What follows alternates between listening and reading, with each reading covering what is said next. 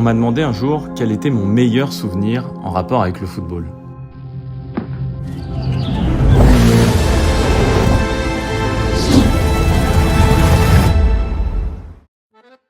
Alors moi je m'appelle Étienne Bonvalet, je suis journaliste sportif en France.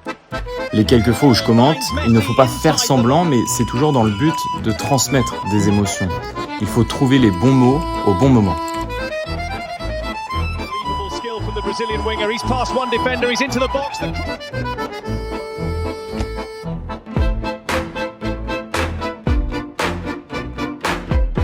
Mais c'est aussi, j'ai 3 grands frères, je jouais avec lui à la console et donc c'est lui qui m'a un peu mis dans le foot. Mais ouais, il y en avait, ils étaient beaucoup plus forts que moi et j'ai vite compris que ça allait rester un loisir et pas un métier à part entière. Et l'alternative, c'était de travailler dans le journalisme. 1-0. Cette passion m'a appris beaucoup de choses, bien au-delà de la façon dont on commente un match. Par exemple, Qatar 2022, c'est un rêve de travailler sur une finale pareille. 80 000 personnes qui retiennent leur souffle jusqu'au dernier moment.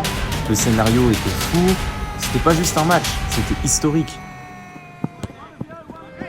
Peut-être que je suis pas celui qui marque des buts en finale, mais je rêve d'être celui qui les commente, de faire vivre ces moments. Ils ont créé l'extraordinaire ce jour-là.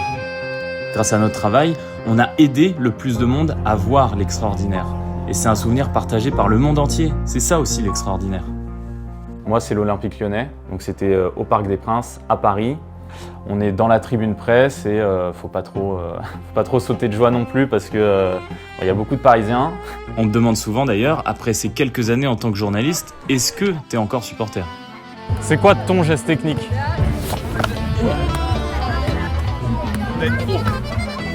Dans cette ville, des choses incroyables se produisent chaque jour. Quelqu'un doit les raconter, ces histoires, pour que le plus de gens possible puissent les entendre. La véritable grandeur, c'est pas forcément créer l'exceptionnel, mais c'est en être témoin et participer à sa réussite.